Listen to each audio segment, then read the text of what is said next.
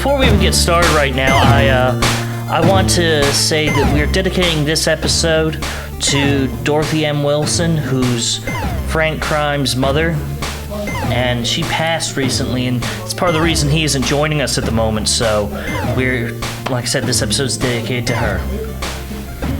Alright, We're safe, Dorothy. yeah. Where should we start?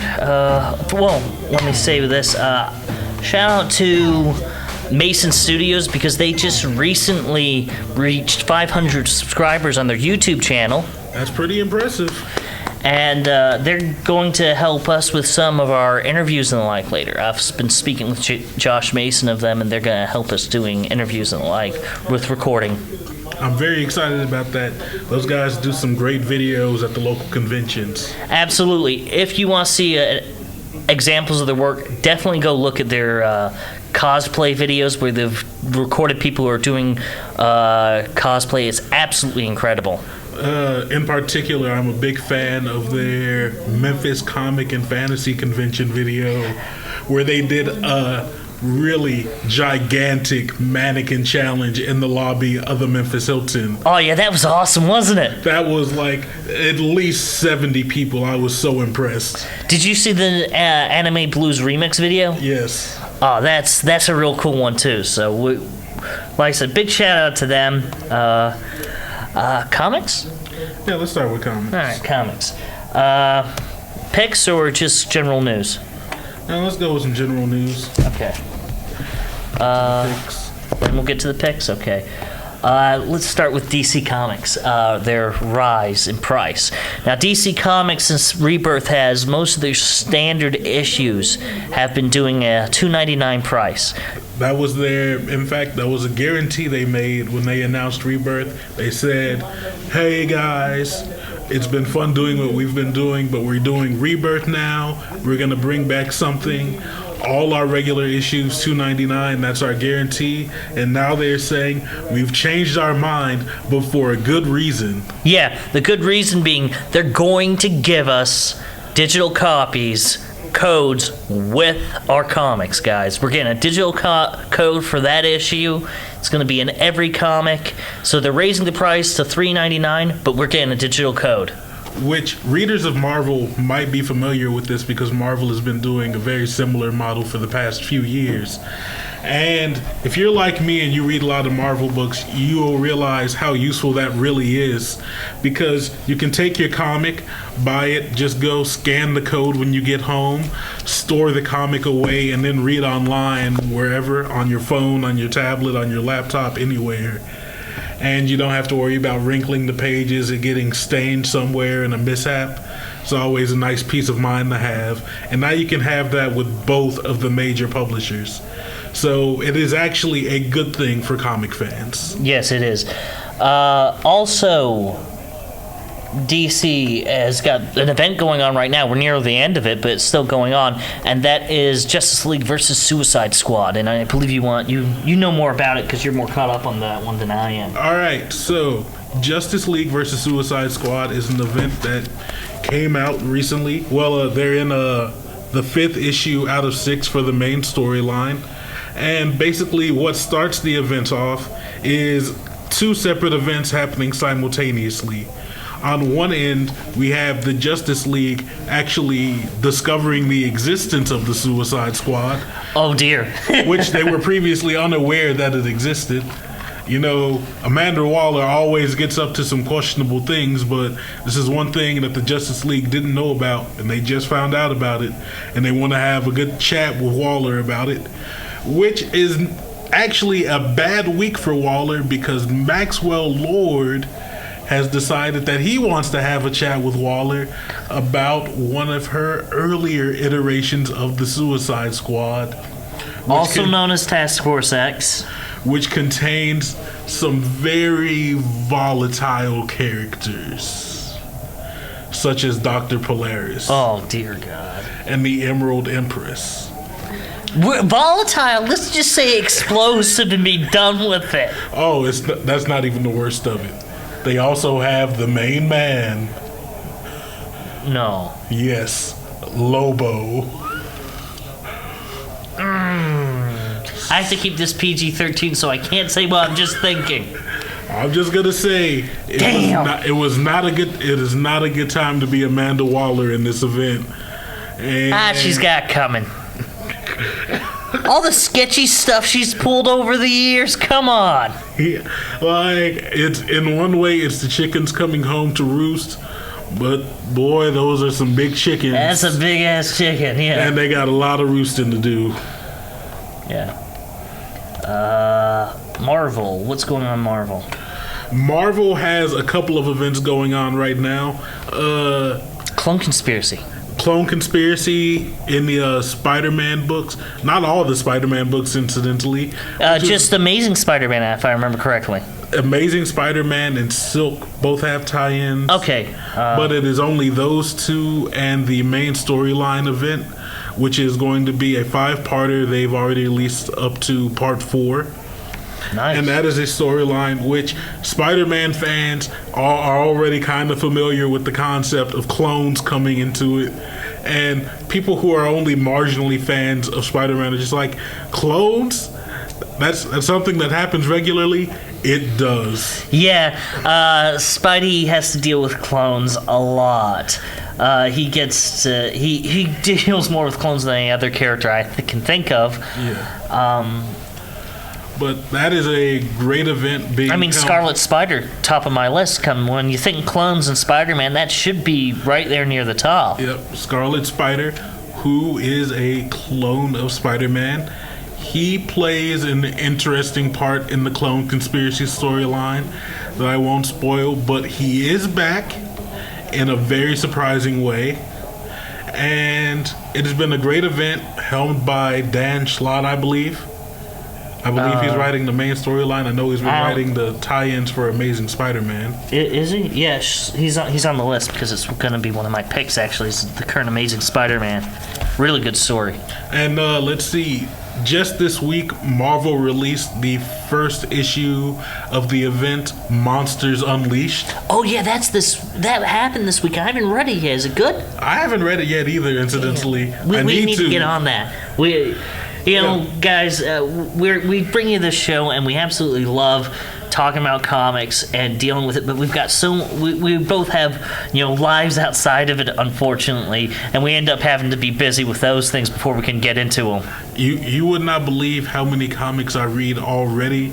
Sometimes things slip through the cracks. Yeah, absolutely. Happens to me more than I care to admit.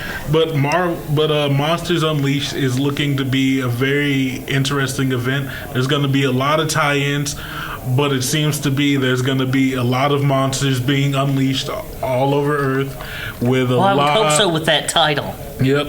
With a lot of characters we both love and hate having to deal with the fallout from that. So that is going to be a fun time, and yeah, I'm really excited about it. Yeah. While we're on Marvel, I do want to talk about this ties into them. They're releasing a new Play Arts Kai figure. Oh. It's a Wolverine. Nice. It is currently up for pre-order. The release date, if you'll give me just 1 second, I'll pull this up.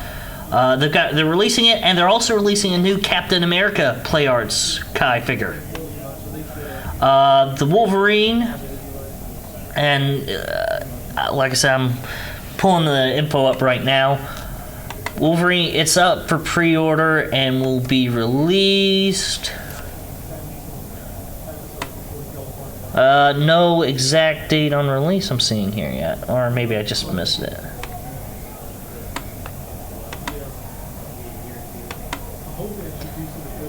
With Wolverine's new movie coming out and everything, that's definitely something we want to talk about. And we will be mentioning Logan later, but I love the Play Arts Kai figures because they're absolutely incredible. The look of them is just fantastic. It's going to be no exact date, but it's end of July. I believe the Captain America figure is about the same. But it's freaking incredible, man. Yeah, the detail in that figure is, and the price astonishing. The price for both is $149.99. Yeah. They're $150 a piece. And I'll tell you, these figures, they are uncanny. They're amazing. Whoa. The cap gets released earlier. April 18th. That's an old one. Yeah. This has been out since last year. Well, they said they're just releasing it. That's weird. They're saying that might be a typo on their end, or it could be they're releasing They could be releasing an updated one. That's weird. Comicbook.com's where I got that from, so I'm sorry, folks. If that's wrong, I apologize. Picks. You want to go first? Yeah, I'll go first. All right, so here at the Madcap Report, we like to do this segment we call Picks, where we pick a good 3 or 4 comics from the week. And we read, we enjoyed, we think people will also enjoy, think they have good things going for them. I'm going to go ahead and start us off in DC with Green Lanterns number 15. See, I'm not a huge Green Lanterns fan. I like the Hal Jordan in the Green Lanterns and the Green Lantern Corps because it has so much of the classic characters. Oh, yeah. Hal Jordan and the Green Lanterns is a great book if you want to go back to the classic Green Lantern Corps. I mean, you have Hal, you have Guy, you have John. Kyle, you have John, who's my favorite. John. See, I'm old school, so I like Hal, I like Kyle, I like John. About the only one I don't like is Guy. But even there, I'm beginning to like Guy in this new comic. Yeah, he's actually a lot more likable than he usually is. Yeah, which is refreshing. But you were saying. But yeah, this is a Rebirth Green Lanterns issue number 15. Is it part of a storyline, a particular storyline, or is there a one-shot? I do believe this is a one-shot. It's called A Day in the Life. Okay. Written by Sam Humphries. Pencils by Miguel Mendoza. I am so sorry, Miguel. I know I just butchered your last name if you ever see this. And it is a great storyline about Jessica Cruz, one of the new Earth Green Lanterns. And I find this issue very interesting because it shows, I feel like Jessica right now is the exemplary example of what makes a Green Lantern what it is, because she is a person who deals with anxiety disorder. And you know, a lot of people think that Green Lanterns are about being fearless. Yeah, that's an interesting character there.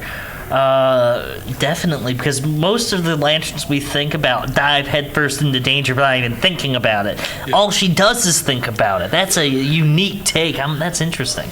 What's great about her character, though, is that it exemplifies the principle that, like, being a Green Lantern is not about being fearless. It is about overcoming your fears. And she's had, but one of the things she says, like, the hardest battle of her day is the battle at the beginning of the day to fight her anxiety, go out there and be the hero she can be. And, like, that's cool. Speaking as someone who's dealt with minor anxiety, that can be a pain, because I suffered from depression when I was younger, and going through the day like that's scary in a lot of ways. It really is. You're miserable, and it's not fun. But yeah, this issue is a well-written, I feel very true to life example of someone trying to go about their day while dealing with that little voice in the back of their head telling them that, like, they're not good enough, they're too scared, they're too fearful, but she still soldiers through. And I think she's a beautiful character. One beautiful moment from earlier in this series I loved, she created her first construct. Yeah, see, that was the reason developing the willpower to fight through an anxiety attack, and I thought that was a beautiful moment. That's awesome. That's really cool. I like that. I approve. I very much approve of this. So, if you're a fan of Green Lanterns and you want to check out some interesting characters and you haven't checked it out before, Rebirth Green Lanterns. It's about Jessica Cruz, who is a very new character, and Simon Boggs. Well, a year old, and Simon's what, 3 or 4? Yeah, Simon was first introduced in the New 52. And one of the few good things that might have come out of it. Yep. So basically, the storyline of the entire series is that they did not get along at first, but they were both charged to protect Earth. So Papa Hal Jordan said, "All right, you guys are gonna work this out like a parent that like makes two kids put on the big T-shirt together." He merged their lanterns, so now they have to work together and work through it. Here's the thing: only one lantern would ever dream of doing something like that, and it is Hal, which makes him the perfect kind of mentor and role model to them, because he's been there, he's done it. He's not really the prototype. Prototype was, of course, Abensur. No, the other one, the other human lantern. The first one.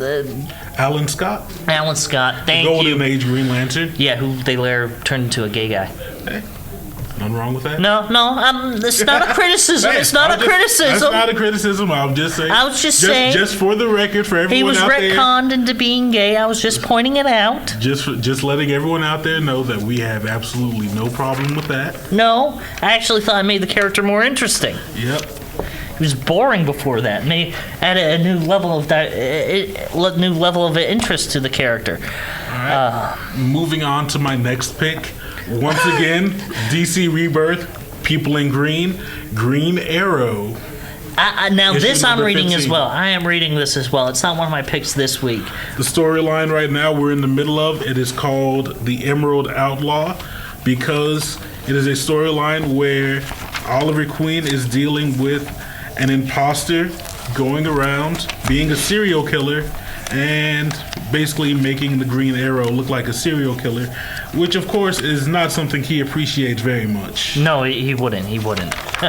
And we're also dealing with, this is a storyline you might be familiar with if you are a fan of the Arrow TV show. We have a group of vigilantes who are taking it upon themselves to not necessarily be heroes, but be punishers of criminals through deadly violence. Oh dear. Which we have a similar storyline going on with the character Vigilante on Arrow in season 5. Yeah, absolutely. They're doing a lot to bring in the feel of the new show into the comic, and in some ways bring the comic into the show, and it's very interesting. And of course, they've reestablished one of the best, well, one of the most oldest, I'll say one of the, not best or anything, but one of the oldest relationships in I'd say DC. It's one of the most beloved among fans. Okay, yes, absolutely. Most beloved, thank you. Those are the words I was searching for. And that is Ollie and Dinah. Black Canary, Dinah Laurel Lance. Mm-hmm. They are together in this series. They fight crime as they together. Should be. They fight crime together. They go through tribulations together, and they cuddle together sometimes as well. Yes, absolutely, as it should be. As it should be. I'm sorry. You hear that, Berlanti? As it should be.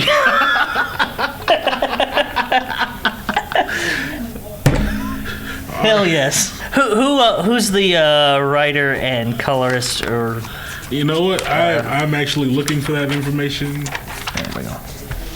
All right. The writer for this story is Benjamin Percy, and the art and coloring for this book is done by Juan Ferreira. Which, hey, that's another Latino person doing art in DC Comics. There's a lot of them these days because, look at the art. It's absolutely incredible. It really is. The art in these, in some of these DC books has just been above and beyond amazing recently in these Rebirth titles. So yeah, check out Green Arrow. If you're a fan of Arrow, if you're a fan of people who shoot arrows in general, if you're a fan of Oliver Queen, you might be, you might not be. If you're a fan of Black Canary, check out this book. We're seeing a lot of elements come back from the show, mixing and intermingling, and I think you'll enjoy it. And I'm going to move on to my last pick of the week, which is a Marvel book. Really? Well, you got 2 Marvel books still. Well, one of these is an honorable mention. All right. So, this is an odd choice for me, and that one, if you know me well, you know that I tend to be more of a Marvel guy than a DC guy in the first place, so that I have a 2-to-1 ratio. Nobody's perfect. Which, you know what, that's honestly a great lead into this, because my third pick is Sam Wilson, Captain America, issue number 18, written by the embattled Nick Spencer. Do not call him embattled. The controversial Nick Spencer. I'll go with that. Artist Daniel Acuna. Another Latino. Man, Latino artists are just killing it in the industry right now. That's amazing. Mm-hmm. And I'm making an assumption here, but hey, why not? They're Hispanic or Spanish origin names. Which I'm happy either way. So, there are very many valid reasons to not enjoy the work of Nick Spencer right now. I will admit that. Mm-hmm. For those of you listening, Fury here will be your stand-in because he is not bought either of the Captain America runs that Nick Spencer is helming right now.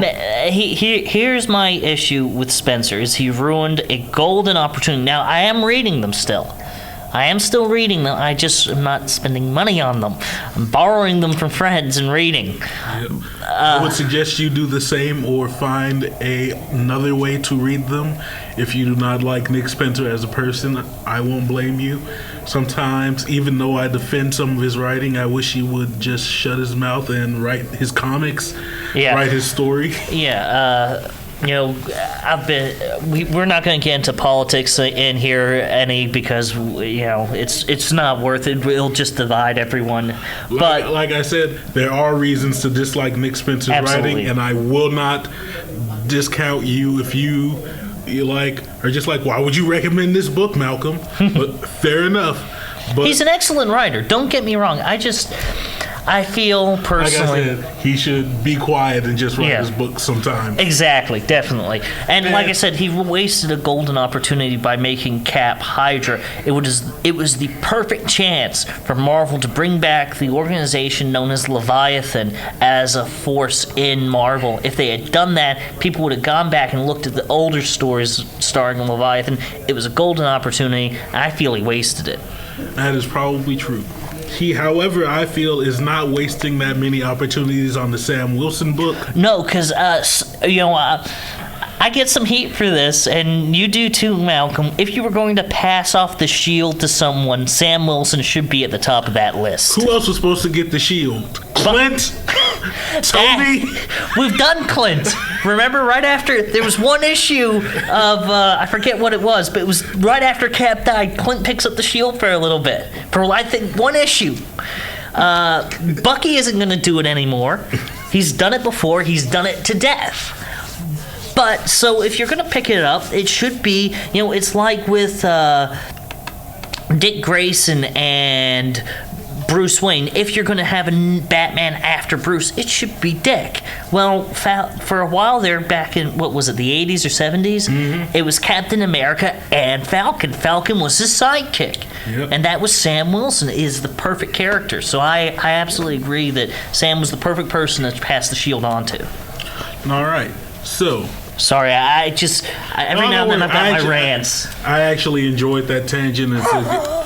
It's always nice to see someone else defending the boy Sam, which Sam Wilson's book is a very interesting story where I would say the main point of this narrative is about people's convictions and how strongly they feel them. Because I'd agree with that. Because in the first few issues of the Sam Wilson Captain America book, Sam went out on a limb. He said, I am Captain America now, and I feel like Captain America will put himself on the line for his convictions, whatever they may be. Mm-hmm. Right or wrong. And he received a lot of backlash, and he has had his convictions tested for this entire run. Yes, he has. Coming from all sides, there are a lot of people who have tested his convictions, and I feel like in the last few issues leading up to this one, he has been put in a place where he is like stepping away from his convictions, trying to trying to ride a middle line and please everybody. You can't. Because he feels like he's Captain America and he has to be this symbol, and he feels like he's made himself too personal and divisive. What I love about this issue is that the character Rage, who has been popping up in this book a few times. Let me see, I'm going to get his actual name. And here. isn't Sam dating, or at the very least sleeping with Misty Knight at the moment? Yes, he is. Lucky Sam. Sorry for our fans out there, but it's Misty Knight seems to be a wonderful woman, and I would be lucky to meet someone like her. Wouldn't we all? A woman who enjoys comics as much as we do. There's the dream, folks. So, the character Elvin Halliday, aka Rage, who I believe got his like that character. I believe he got his beginning back in the Initiative. I think so. I think Don't so. quote me on that.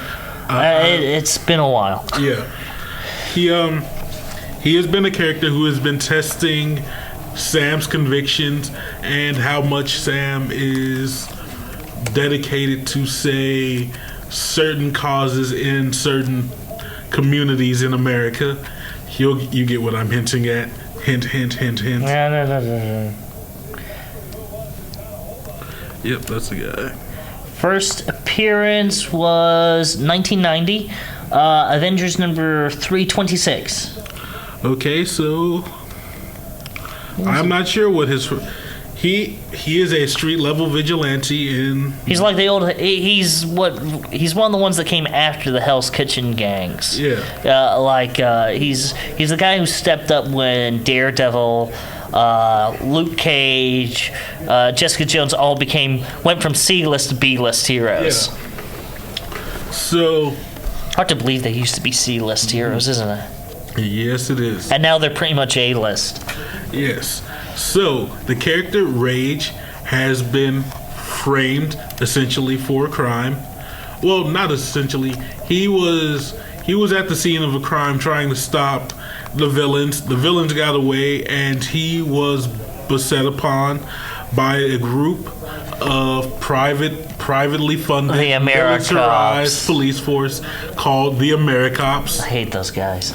Who are a allegory for, well, militarized police forces who pay certain extra attention to certain communities over other ones. I won't get too deep into it because it's a very political issue. It is, and we don't want.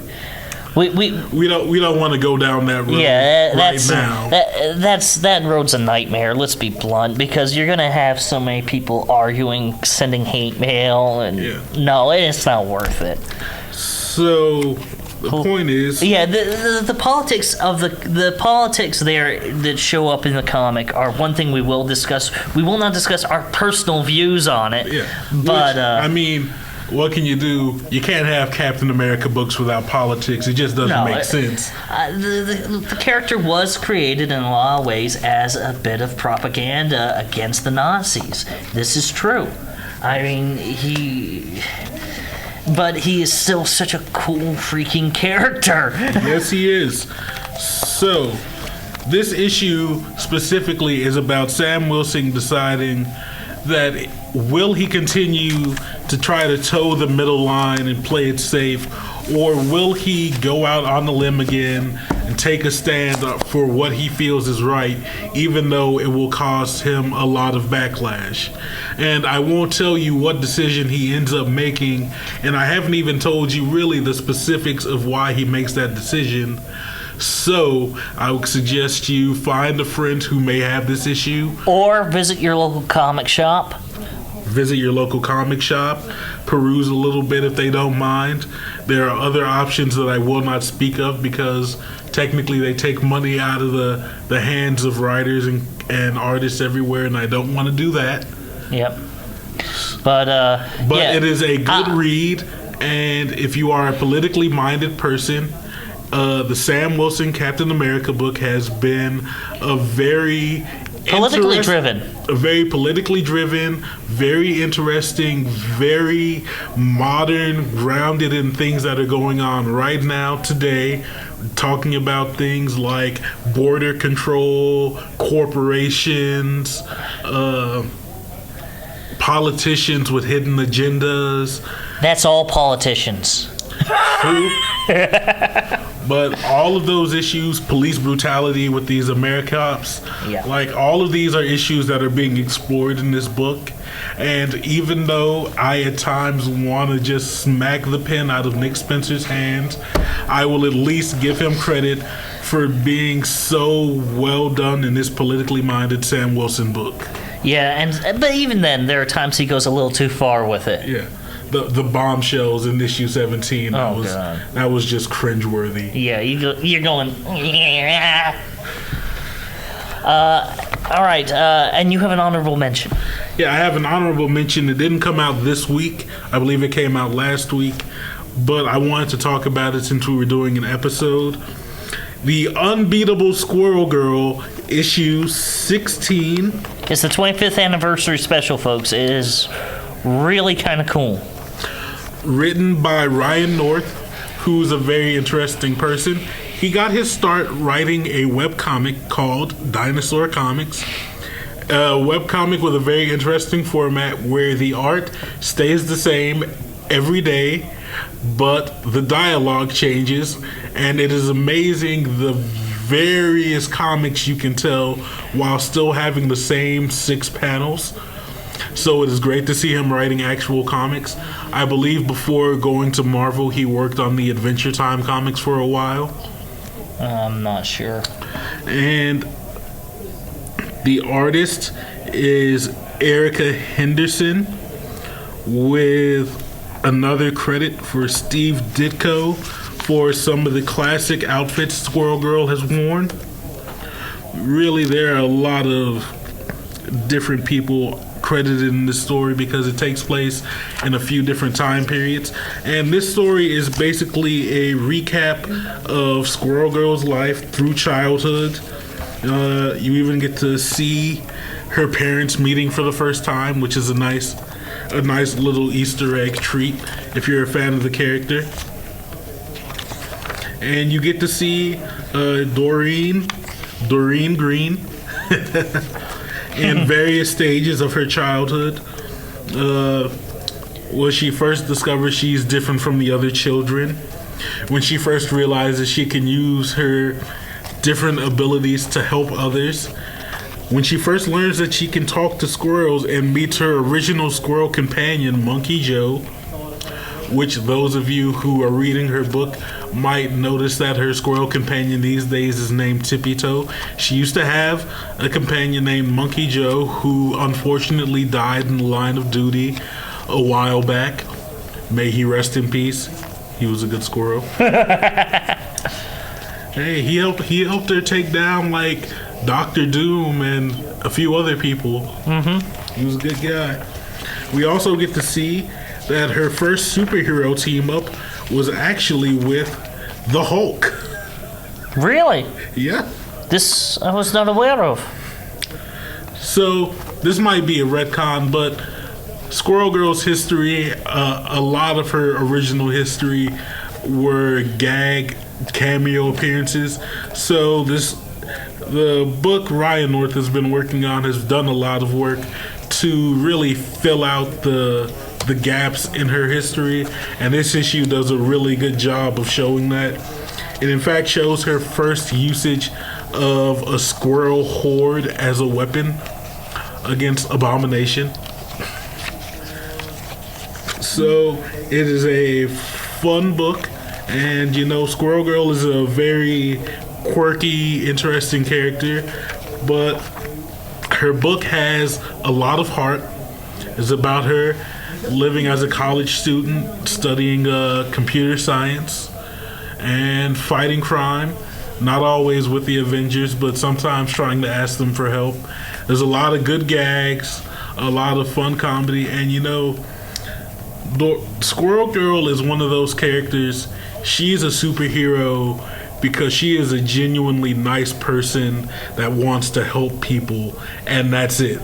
Like, no personal tragedy. She is just a really nice person that wants to help people, and she has powers. Yeah, and that definitely puts her in the rarity there. That makes her a very rare character. Most of them have that personal tragedy that pushes them to become heroes. So, but both her parents are alive, I believe, and still together. You know what? There's someone out there who's a Squirrel Girl scholar. I may be wrong about that, and they're just going to be like, man, he's wrong. But from what I can tell, there's no great tragedy in her past that led her to become a superhero. It was literally just she saw someone that needed help, and she realized she could do that. And that's all I have. I'm going to turn it over to Fury so we can talk about his picks for the week. Believe it or not, for a change, I actually am Marvel heavy this week. Hard to believe, I know. But I do have one DC title. I'm going to start with it, and that's Titans, number 7.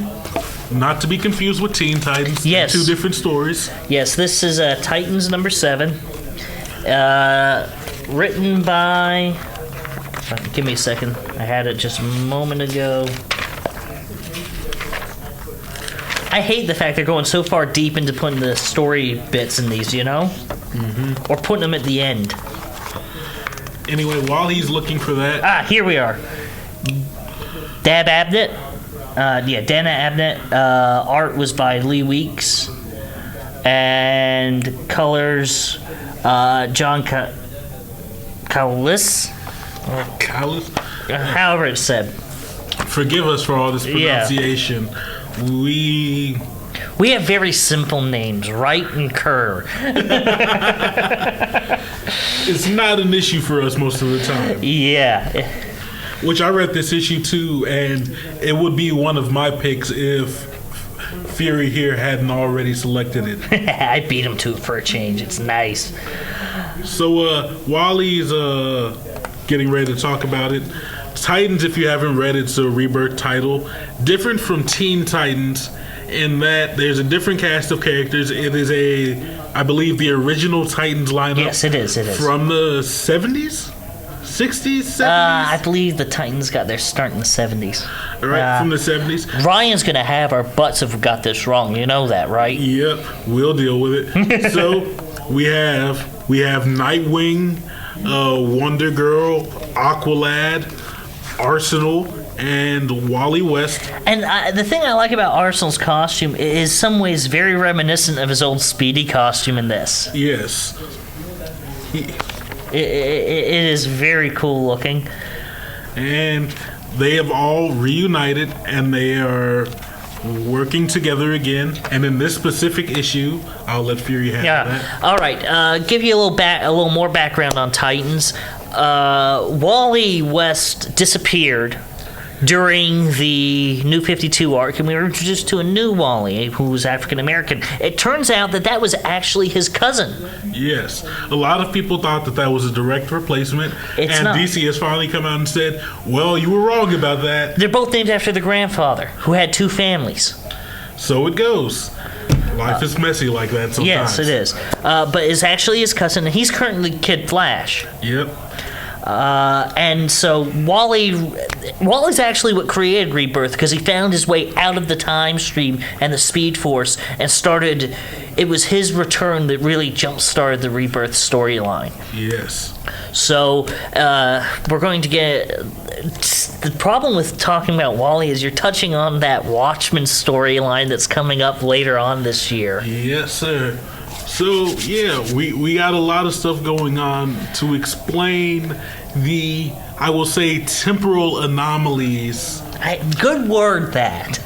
Because while we thought that the New 52 represented a entire new alternate dimension, a new Earth, so to speak, in the DC universe, we found that it has been the same Earth all the time that's had its time altered. By some big blue dude who we'll get into later. But But unfortunately, no one has had the time to really investigate this yet, because as things are in the DC universe, there's always some villain terrorizing some city, and someone has to deal with it. Yeah, the main characters towards the end of the Rebirth one-shot that started the Rebirth series were Batman and Wally, so I imagine Titans, Flash, and the Batman storylines are where we're really going to see all that come into something, as well as Superman, given the fact that the Superman we have now is the pre-New 52 Superman. Yes, it is. And that's leading right into this comic, because it's the first time Wally meets up with Superman, and Superman recognizes him, and it's like, wait a minute, you know me? Nobody knows me.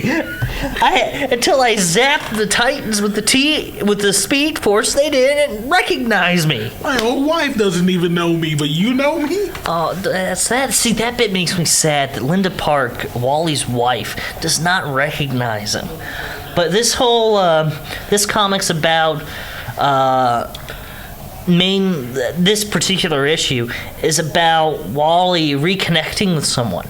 In a lot of ways, he's reconnecting with Superman and getting to know him and realizing he already knows this Superman. Yep. And it's really good. I'm quite happy. I'm enjoying Titans a lot. The entire Titans comic is about, in some ways, Wally is the more central character, which is a departure from Titans previously, where it was Nightwing or Arsenal who were the central. Yep. It was usually Nightwing. It was usually Roy and Dick who got a lot of focus. And I will say the B-plot of this issue is that the Titans have found a city to set up shop. And at the end of the comic, we get Titans Tower back. Yep. The familiar T-shaped building is back in full effect, and they are staying in a very interesting city. You don't see that often in DC Comics. Can I say it? You go ahead. Manhattan. The next issue is called The Titans Take Manhattan. That's right, folks. They're in New York. Which, funnily enough, Dick Grayson for a while patrolled New York as Nightwing. Yeah. Which is interesting. Because, like I said, you don't see New York that often in DC Comics. Yeah, because Metropolis and Gotham are better.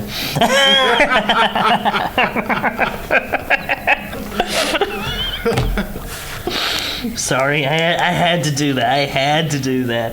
Especially considering both those cities in their own way are based off that one city. They're both based off New York. My next pick is a Marvel title. Yes, I know. And it is Black Widow. It's written by Chris Samney and Mark Waid, with art done by Chris Samney. Oh man, writing and drawing, that's impressive. You think that's impressive? There's I've got two honorable mentions. I don't remember what I did with the other one, but we'll forget about that. But Black Widow is without doubt one of my favorite Marvel characters. In this current storyline, she's on the run from S.H.I.E.L.D. because she's been... Who isn't these days? Yeah. And I'm going to say this. I'm buying the most recent Captain America, Steve Rogers, for one reason and one reason only. The Trial of Maria Hill! Which, long time coming. Well, not really. If you look at what Maria's done, there is another director of S.H.I.E.L.D. who's pulled similar things. That's exactly why it's a long time coming. Oh, come on. That is exactly why. You know it's true. Hey, in the defense of the directors of S.H.I.E.L.D., if he ever stayed in one place long enough for them to put him on trial, he would have gone on trial at least 8 different times. He has been on trial numerous times. And yeah, I remind you, they burned S.H.I.E.L.D. to the ground once. Of course, he helped do that. Anyway, she's currently on the run from S.H.I.E.L.D., and she finds, and Bucky Barnes comes across her, or it seems like he comes across her, but he's actually been spying on her for Nick Fury Sr., also known as the Unseen. And we see him, again, in this comics, one of the few times we've seen him. We've seen him a few times, but the characters are just now beginning to interact with him, which is kind of exciting. Yes. Because it means we might see Nick take a place in the Marvel Universe again. Yeah. He has quite literally been unseen since he took that title way back in the Original Sin storyline event that took place back in 2015, I believe. Yeah, it's nearly 2 years ago, folks. So he's back just as the Unseen right now.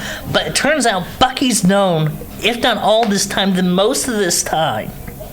And he's been spying on Nat for Nick. Freaking Bucky. Anyway, recently Black Widow's come across the Dark Room, which is a new version of the Red Room, and she's dedicated to shutting it down. And this comic takes place after she's faced the new headmistress, and she's told, oh, by the way, Nick Fury Sr.'s alive, and he wants to see you.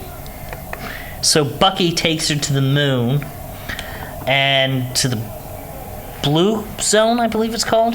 Yes, the Blue Zone of the moon. The Blue Zone, and which for non-comic fans is a convenient, nice little place on the moon where people don't need to wear spacesuits so they can have conversations. Yeah. Well, it's more complicated than that, but that's basically. Yeah, there's a lot that's complicated about the Blue Zone, but. So she goes and sees Nick, and he doesn't say one thing to her. But he does leave one thing written in Russian in the dust of the moon. And it's friendship is the word. So, this is very much a story that's Nat reconnecting with Nick Fury a bit after a fashion. And also Nat getting her memories of Bucky back, because she calls him James. Oh, wow. She's getting her memories because they are dealing with a telepath here in this storyline, and this telepath, when he's knocking around Black Widow's brain at one point, unlocks the memories of Bucky that she lost back in the 90s. And that's always good. It was the late 90s, early 2000s, I think, that happened, right? I believe so. So now she's got her memories of Bucky back, and that's interesting because I'm a fan of that romance. I really am. So they're pretty good together. They are.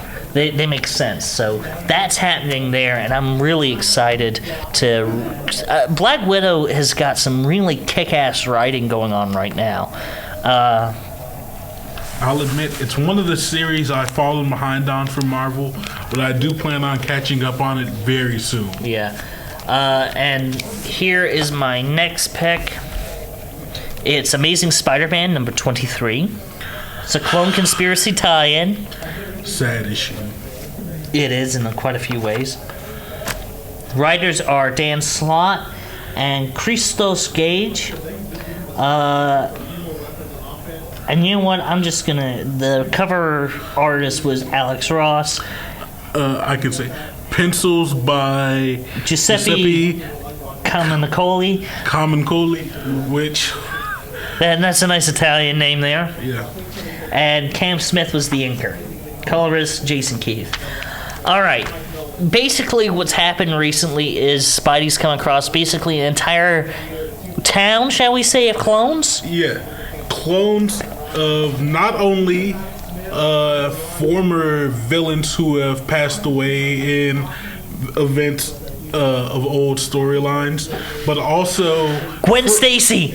Yes, Gwen Stacy, among other friends and his collaborators and allies he has had over the years. JJ's father, I believe is he one of them? Not yet. Not yet, but J. Jonah Jameson's wife has been brought back to life. Maddie Franklin, the third Spider-Woman, has been brought back to life. I believe Gwen's father. Yeah, Captain Stacy is back. There are a lot of people in this town that have been brought back to life, and this issue centers mainly on a private conversation between Gwen and Peter. She doesn't believe she's a clone. Yeah. She thinks she's the real deal. She does not think she's a clone. Spidey, on the other hand, knows she's a clone. And he's still in love with MJ, let's be blunt. He is. And this issue is kind of the continuation of the tragedy of Peter and Gwen, because from Gwen's perspective, obviously she's real because of the way things have been going in this clone storyline. The clones retain all of their original memories from life, even their moment of death, which has to be weird. Yeah, that's gotta be messing with her mind something fierce. So, from her perspective, of course I'm real. I have all my memories. I remember you snapping my spine. Same DNA, everything. And from Peter's perspective, it's like... She's been dead 10 years. She's been dead a while, and I have seen clones of her before. And, you know, if you're the real deal, then Scarlet Spider is the real deal because he's a clone and he has all my memories. And like it is an issue that they hash out because what does it mean to be a clone? Yeah. What does it mean to be a clone? What does it mean to revisit your past in such a visceral way? And like how does it feel to have your emotions brought back to the forefront when you thought you had hidden them away for so long? Yeah, I will say there's some other things going on in this issue. There's a lot that tie more directly into the clone conspiracy storyline as a whole. That to discuss them would be to spoil the storyline of the event. And we don't want to do that. We really don't. But I will say you see a lot of interesting people in that town of clones. And... well, it's a very intense personal struggle for Peter dealing with this clone conspiracy. Yeah, alright, my next, my honorable mention is a comic that's been out for a little while, but I definitely feel the need to talk about it, and that is Switch. It takes place in the storyline and universe of the Top Cow universe. It is a Witchblade comic, for want of a better term. And it follows this character named Mary, who's a high school girl, and she has, it looks like the Witchblade. I haven't read it yet. I need to find it and read it because it looks incredible. But they've done 4 issues of it, and I think that's all. The most interesting thing about Switch, though, is it started online. Mm-hmm. It was on DeviantArt. It was a DeviantArt fan-made comic, and now is official Top Cow Universe canon.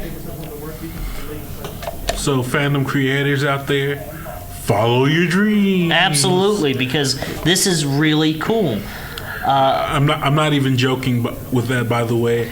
I will say another example of a comic that started being drawn by a simple fan and has gone on to become a official popular comic and animated series, One Punch Man. Yeah. Which was started by an amateur artist with no prior training. And that storyline was eventually picked up, turned into an official manga, and now an official anime that's very popular here in America and in Japan. Yeah. Before we move on to anything else, though, I want to mention just a couple of things coming out. There's, of course, the big Power Rangers reveal in the comics where it turns out this Dragon Ranger's actually an alternate version of Tommy. Ooh. Secret Empire, which is a continuance of the 1980s story. You know, they thought they defeated the Secret Empire, but they're actually back. Yep. And I think, Oh, we're talking about some things coming out. Let me see. Also in Marvel, we have to kind of jump on the coattails of the upcoming Netflix series. Marvel is releasing a Defender series with the lineup of Daredevil, Luke Cage, Jessica Jones, and Iron Fist. I'm sorry, I'm old school. It's not the Defenders unless Strange is there. Hey, we're getting what we're getting. Like I said, jumping off those coattails. Yeah, I see. I'm an old school fan. I am. Don't get me wrong. I'm a big Doctor Strange fan. But I'm interested to see what they're going to do with this book, to see how different and similar it's going to be to the upcoming Netflix series. It should be an interesting journey, especially since the characters are in much different places in the comics and the cinematic universe. Another upcoming comic I just want to make a quick shout out to is Black Panther and the Crew. What's this? Oh, you haven't heard about this? I haven't heard of this one. No, I mean, I am Black Panther's an amazing character, and he's one of the smartest men in Marvel, and he is the richest comic book character in history. But I have not heard of this one. What is this? All right, so those of you may know, Ta-Nehisi Coates has been doing amazing work in the Black Panther series and the World of Wakanda series. Well, there's a new series coming out called Black Panther and the Crew, and it is Black Panther teaming up with Misty Knight, Luke Cage, Manifold, and I believe that's a Secret Warrior right there. Yes, sir. And let me see who else. There's one more member. Storm, his ex-wife, who later ended up sleeping with Logan. That still weirds me out, man. Yeah, I'm sorry. If Logan should be involved with one female X-Men and one only, that's Jean, in my opinion. But that's because I don't like Cyclops. Let's not go there. Yeah, let's not go there. My hate of Cyclops is well documented and known. Although I actually like the young Cyclops. Yeah, he's a good kid. He's a good kid. But no, Black Panther and the Crew is a new series coming out. If you've been reading the Black Panther solo series, T'Challa recently assembled that group of people to help him in a matter in his home country of Wakanda, which is going through some serious unrest right now in the comics. Which is new. Wakanda's usually been so isolated from everywhere else, they usually don't do much unrest. Yeah. But a lot of big things have been happening, and long and short of it is that not everyone is very happy with their king right now. Well, c'est la vie. So, yeah, we are getting an ongoing story written by Ta-Nehisi Coates once again, and it is going to be a fun story, I imagine, where a lot of cool black superheroes are getting together and taking care of business, because they can only be taking care of business if Misty Knight is there, because if they aren't taking care of business, she's out. Yeah, fair enough. She's definitely a doer, not a talker. So that is one thing I am looking forward to. I just wanted to mention that. All right. Let's move on to TV. And funnily enough, there's something coming out. There's a script that's been green-lighted that I definitely want to talk about. And EW Entertainment Weekly has this online already. The Vampire Diaries showrunner is actually writing a script for a Witchblade TV series. Yes, sir. Coming to NBC, possibly. Yes, it's for NBC, which there has been a Witchblade series before. It was on TNT, and it was really quite interesting. It was in 2001 and 2002. It starred Yancey Butler, and it was actually quite good. It really was. Unfortunately, the actress at the time had to go into rehab for alcoholism, and when she came back, TNT decided not to fund any more episodes. So she went through the trouble of getting herself sober, and then they were like, well, we really don't want any more. It's a shame. It is, because it was a really good... It was a really good series. Definitely a messed up thing to do to someone who's just gotten sober. Yeah, it was. It definitely was. But Vampire Diaries showrunner Caroline Dries and CSI vet Carol Mendelsohn are working on a script for Witchblade for NBC. It will follow Sarah Pazzini, but it's going to be a very different take, because Sarah was originally in New York. This one's going to take place in San Francisco. Ooh, nice. So that's changing course. And also, instead of finding the Witchblade while on a case, she's going to have had it her entire life.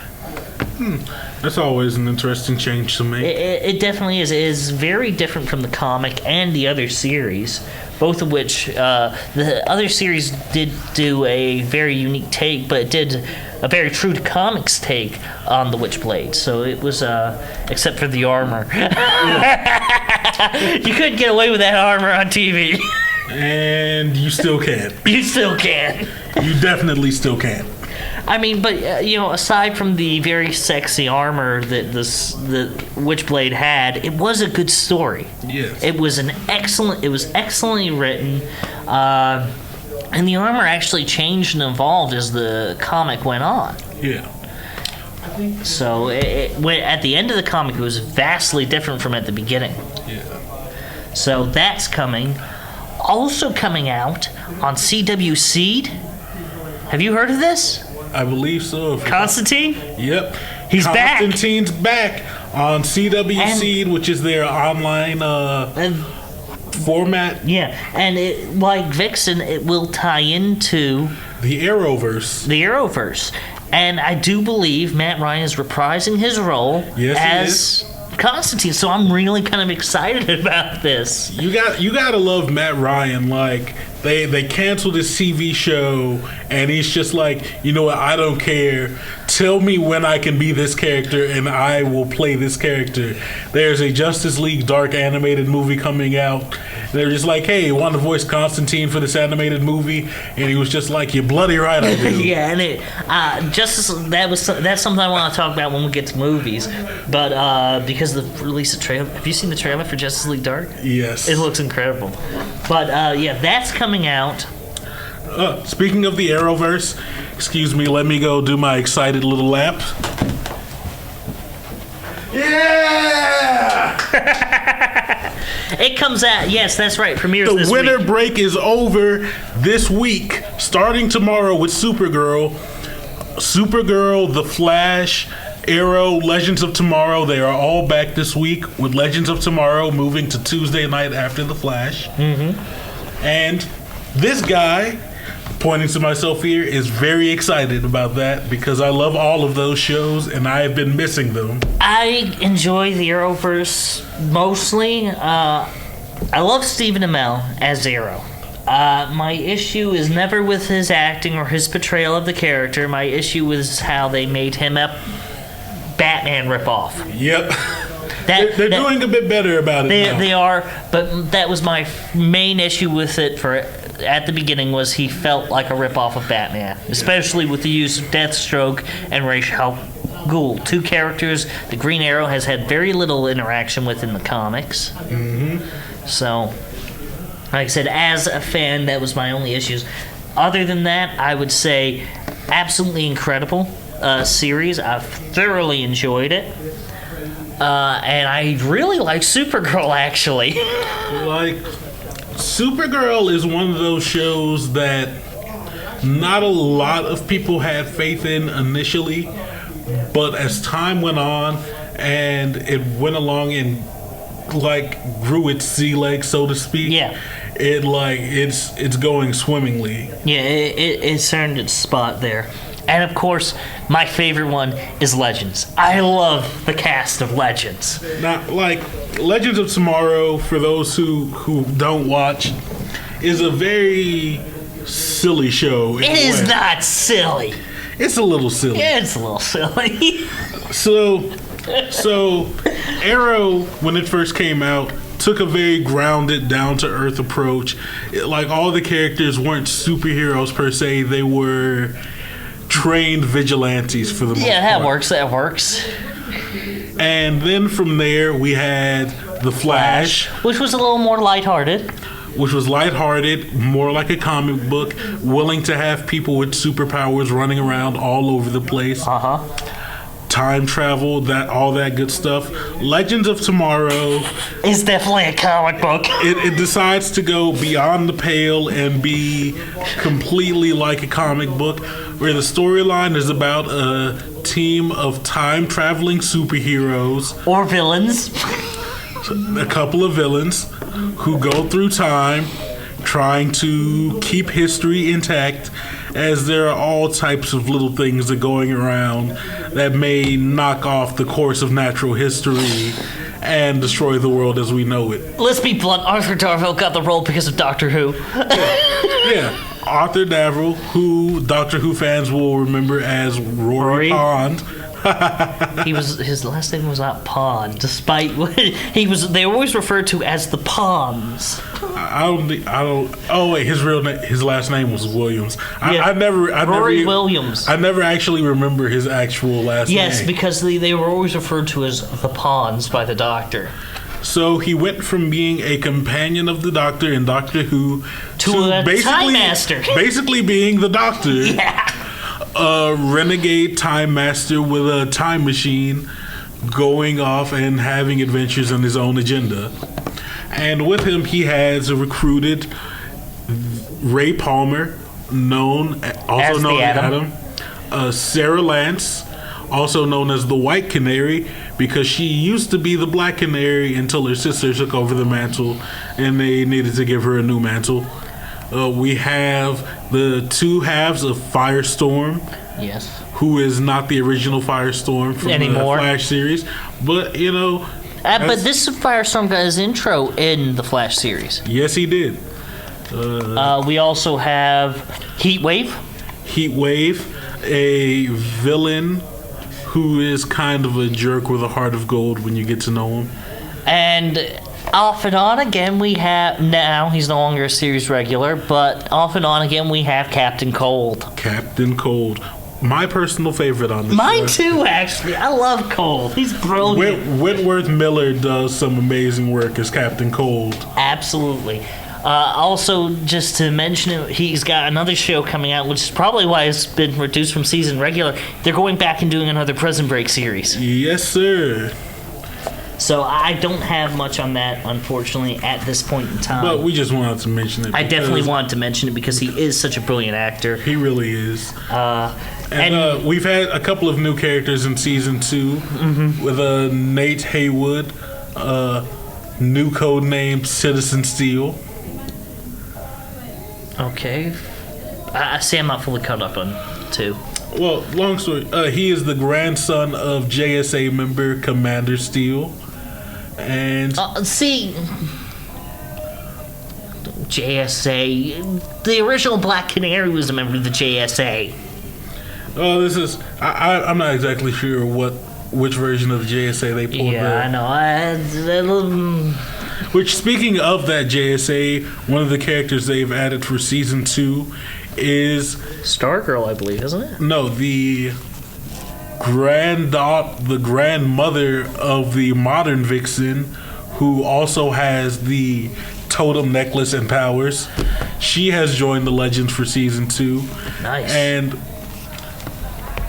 so at the beginning of season 2, Captain Rip Hunter got separated from the team.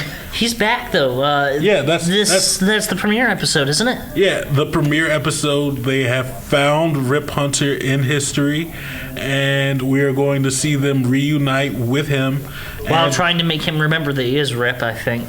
Yeah, I believe he's gone through some memory loss. So that's going to be interesting to see how that plays out. Like I said, I am excited for these shows. We have The Flash, where it seems Cisco is finally comfortable with using his powers. He's probably going to be suiting up soon. Yeah. Arrow has interesting storylines coming up because a certain doppelganger from Earth 2 has made her way to Star City and is going to confuse a lot of people depending on when she shows up. And risk destroying everything that she worked to create. I don't like it. It's going to be rough. But I'm excited. Moving on. There's also a Powerless. Powerless. Yes. Another DC show. It's coming to which channel? It's not CW. It's NBC, isn't it? Or yeah, I believe it's either NBC or ABC. It's not ABC. Oh, then it's definitely NBC. Because ABC is owned by Disney. Yeah. Because it is not CBS. NBC, yes, and it'll be the premiere episode of that is coming up. It'll be Thursday. It'll be a Thursday show, and it's coming up on February 2nd. So we are not that far away from it. I'm really kind of excited about this because it's the first ever time DC's done a half hour, which is essentially sitcom in a lot of ways. Yes. So if you haven't heard much about this show, I would suggest going out. There are a couple of promos they've released online, a couple of synopses, and it's looking to be a very funny show about, I believe... It's about... This is a division of Wayne Technologies. I forget what it's called. But it's about... This group that works out of a Wayne division, and it's run by, believe it or not, we get a new Wayne. Yeah. Dan Wayne, played by sci-fi favorite Alan Tudyk, who of course was in Rogue One. As everyone's new favorite droid. Yes, and is probably in some ways most famous for his role on Firefly as Wash. Yes. Hey, do you know what one of Nathan Fillion's favorite Firefly jokes is? I do know what that joke is, but I'm going to let you tell it. How do Reavers clean their spears? They put them through a wash. And the funny thing is... Firefly and Serenity spoilers. Fillion told that joke for the first time on a panel with Tudyk there. I love it. Let's be honest. Nathan Fillion probably told that joke for the first time in private to Tudyk. Probably. Because they're... Powerless is coming up, and like I said, he's playing Dan Wayne, who's the head of this particular part of Wayne Enterprises, and it's going to be very interesting. So far, they've got 10 episodes. Vanessa Hudgens is actually the main character. Danny Pudi's kind of her sidekick, named Teddy. Which Danny Pudi, if you do not recognize his name, is Abed from the show Community. Yeah, I mean, this is kind of like DC Comics meets The Office, let's be blunt. And also, Pudi has another thing coming up. Oh, yeah, that's right. He's going to be Huey in DuckTales. Which, yes, there's going to be a DuckTales reboot if you didn't know about that. Yes. I'm excited about it. So am I, because we actually have a Scottish guy doing Scrooge McDuck, David Tennant. Yeah. It is a surprisingly amazing cast for the DuckTales reboot. Yeah, it is. Like, most people dream of getting cast like this for reboots, so I'm pretty proud of that. Sci-Fi Channel actually has a couple of really cool shows happening right now. Mm-hmm. One of them's Incorporated, which I've seen a few episodes of. I'm not going to say too much about them. I'm just going to say you guys should check them out. Incorporated, and Season 2 of The Expanse is coming out soon, too. And both of these are true science fiction series, which thank God Sci-Fi is actually doing that again. Yeah. Remember when Sci-Fi became the ridiculous Animal Channel? Yes, I do. Dark times. Truly dystopian sci-fi. Yes. In the form of a channel. Sharknado. Anaconda versus Super Croc. Piranacondas. Yes. The Dark Days. That's probably the reason the Will Wheaton project got canceled, is because he kept poking fun at them. Probably. Which, by the way, Will Wheaton, you're my hero for that, just so as you know. You are a hero to all science fiction fans for pointing out how absolutely useless Sci-Fi Channel was at that point in time. Let's see. One more TV thing I should mention. So, this happened, they came back a couple weeks before all the DC shows on the CW, but Agents of S.H.I.E.L.D. has been back for a couple of weeks. I was going to do that. The LMD storyline is incredible. Yes, it is. And they have been doing some fun things with that. They've been doing some great things with S.H.I.E.L.D. and their new director, because they won't let Phil be the director right now. Yeah. And also, it's also been revealed that and this is all over the internet, so I'm not really spoiling anything, that the current director is not actually an Inhuman. Yes. In a recent episode before the mid-season break, he announced that he was Inhuman, and we found that he actually is a liar. Yep. He is using a serum to temporarily give himself powers when the opportunity arises. Yeah, which is very similar to the character he's based off of, Patriot, from Marvel Comics.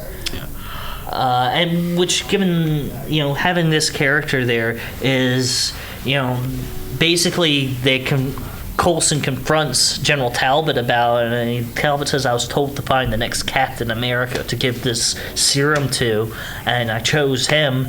And Phil's like, okay, fine, he's the head of S.H.I.E.L.D., but I'm running ops from now on. Yeah. Which, one thing I will say about Agents of S.H.I.E.L.D. right now, poor Agent May, she never catches a break. Oh, God. Well, this happened before the season break. May has been replaced by a life model decoy. Now, see, I'm watching this, and the whole time I'm watching it, I keep thinking of Nick Fury versus S.H.I.E.L.D., or as it's also known, the Deltide affair that took place in the 80s, where LMDs tried to take over S.H.I.E.L.D. I am very much reminded of that storyline, but with this right now. Yes. And I can see where they're drawing inspiration from these classic stories. Also, Agents of S.H.I.E.L.D. has been recently pulling a lot of kind of more classic characters into it. Yes, it has. Season 3, we had Mockingbird. Yep. Hope she comes back. But really, when we were talking about it, the season 2 they revealed, that Skye was Daisy Johnson. Yep. And of the original team, that is the only character that pre-existed the Marvel Cinematic Universe. That is very true. She was introduced in Nick Fury's Secret War, if I remember correctly. I believe so. All the other characters were introduced in the Marvel Cinematic Universe, and a lot of them have migrated into the comics after the fact. The entire team is now migrated. I actually think the character Max inspired, or at least takes his name from, Mackenzie, who was one of Nick Fury's agents in the series that took place after Nick Fury vs. S.H.I.E.L.D. I was actually going to say, some of the characters that did not migrate to the comics from the show didn't migrate because they were actually very nice Easter egg characters from the comics in the first place. Yeah. And I would love to be able to ask the showrunners if the revelation of Skye being Daisy Johnson was planned from day one. Because if that was something they planned, I've got to give it to them. It works. Yes. And I'm very happy to see this character because I'm a huge Daisy Johnson fan. I really love Quake or Skye or whatever you want to call her. And I absolutely think that Chloe Bennett is doing a hell of a job playing this character. Yeah. I've become a big fan of Chloe Bennett watching Agents of S.H.I.E.L.D. Yes, so have I. Not just because she's beautiful. No, she's got talent. It's hard to forget this fact, she's beautiful, but girl's got talent. Yes, she does. And that's the thing. There's just such great acting in that show in so many ways. And I know it's a difficult show to get into because the early ones are very much character-driven stories, and that makes them feel dry and slow. But it's really stuff that's important in the setup because it makes you care about the characters. Weeks and weeks later, or even a couple of years later, when something happens to a character that's built upon like this, you actually feel for the characters so much. Indeed. So definitely check out Agents of S.H.I.E.L.D. Seasons 1 through 3 are both on Netflix, and Season 4 is actually being broadcast on Hulu. 5 episodes. You're going 5 episodes back on that, so you can catch up there too. If Marvel's Netflix shows. Ooh, Marvel's Netflix shows. So, of course, there's the recent Luke Cage, which I believe we discussed. We have. So Defenders. We have coming up a whole slew of series in the next year and a half or so. We have, first off, Iron Fist solo series.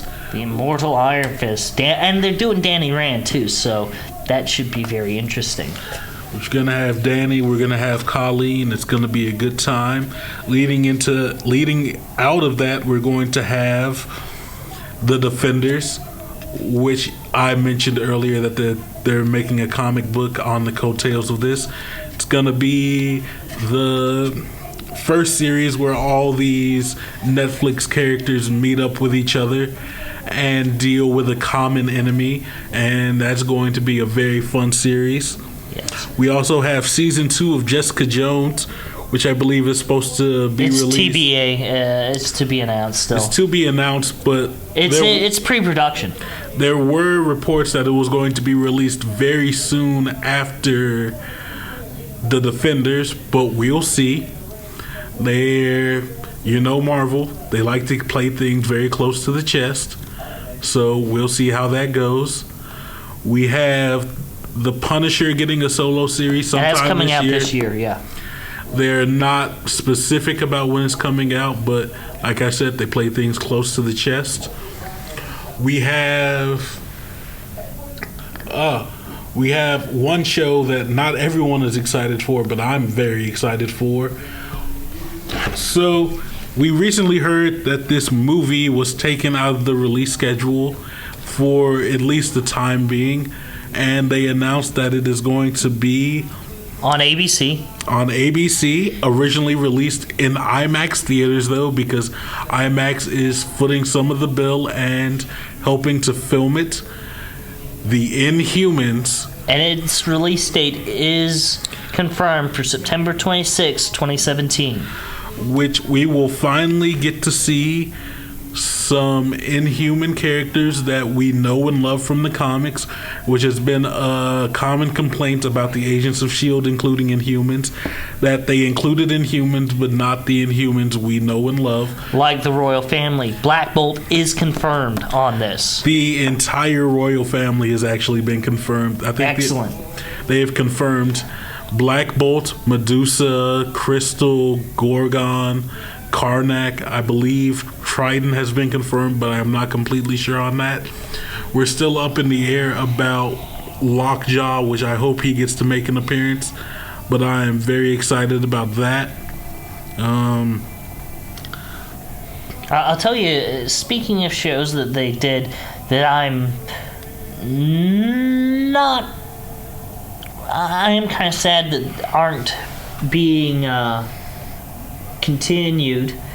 There was the discontinued project, which was Marvel's Most Wanted, which they wrote Mockingbird out of Agents of S.H.I.E.L.D. just to cancel her before spin-off. before it even went into production. I was very kind of upset about that because it was such a cool concept, and and it was like I knew I was going to miss Mockingbird from Agents of S.H.I.E.L.D., but it was okay because she was going to get her own spinoff. And now that's not going to happen. Yeah, so we've got those all coming up on Marvel's slate, and we're all kind of really excited about that. Actually, if you looked at the Rotten Tomatoes score for Agents of S.H.I.E.L.D. this past season, it's a 100%. For 11 reviews, 100%. You know, everyone keeps saying Agents of S.H.I.E.L.D. is bad, but it's 86% Season 1, 94% Season 2, 100% Season 3, and 100% Season 4 on Rotten Tomatoes. Yeah, which I'll say, the people who are watching Agents of S.H.I.E.L.D. are loving it. The people who don't like Agents of S.H.I.E.L.D. most likely dropped out during Season 1. Yes, absolutely is. That is the pattern we have noticed over the years. Yeah, so while speaking of Marvel, let's move on to movies and Logan. Can we just be blunt and say that was not a Logan trailer? That was a freaking X-23 trailer. Beautiful murder princess. That's what I'm calling her now. She's beautiful murder princess. Absolutely, and it is great to see X-23 in this because I'm a huge fan of X-23, and she's currently Wolverine in the comic books. The all-new Wolverine comic book is X-23 based, and it's really cool right now. And we, you know, in the previous trailer for the movie Logan, which we're talking about Logan because they released a new trailer for it last week. Just a couple of days ago, actually. Just a couple of days ago. It was a very exciting time. There's a trailer linked to it on our Facebook page, so feel free to stop by the Madcap Report Facebook page and see it, definitely. But it is the first time we get to see Laura do the famous snikt. And they kept it right. They gave her the 2 claws. And boy, she uses them. Oh God, yes. Like I said, beautiful murder princess. Yes, she's beautiful and she does some murder. Yeah. So we've got her back. We've got her being her. So that's kind of exciting. I will say what's great. I hate to spoil this moment from the trailer, but you know a situation is serious. She pops her claws. Slashes somebody, and it is so shocking even Professor X curses. Yeah. On the Red Band one. Yeah, on the Red Band trailer, even Professor X curses when he sees this. Yeah. Because it is that intense. And can we just talk about Patrick Stewart and how his performance from this trailer looks like it's going to be his best Professor X yet? Yes. There's even some fan theories that suggest that. Well, I hate to. Well, go ahead. It's fine. There's some fan theories that suggest that Professor X is not really there, and he is a manifestation of Logan's conscience. Which I'm not saying that's definitely the direction they're going in, but I can see why people might think that. Yeah, the way I've seen it, and you can see him interacting with people, I don't think that's right. But this does look like his best performance to date, and I'm really really excited about this. Oh yeah, and it's looking like it's going to be I know this is a very low bar, but it's looking like it is going to be the best solo Wolverine movie yet, by far. And now, hold on a second. In defense of the Wolverine movies, I did like the Wolverine. And the first half of X-Men Origins Wolverine was a good movie. It's the back half that killed that movie.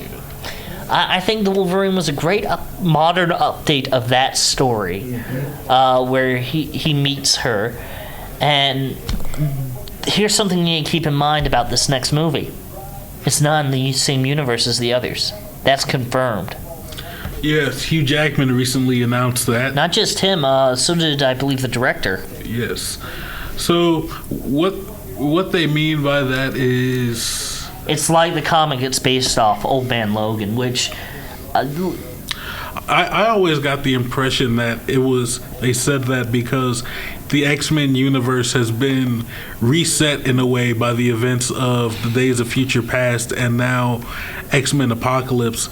And while not necessarily taking place in the old timeline that precedes X-Men Days of Future Past, it takes place in a version of that timeline that takes place, and it's directly a sequel to the Wolverine, which was not necessarily tied into the other X-Men movies itself.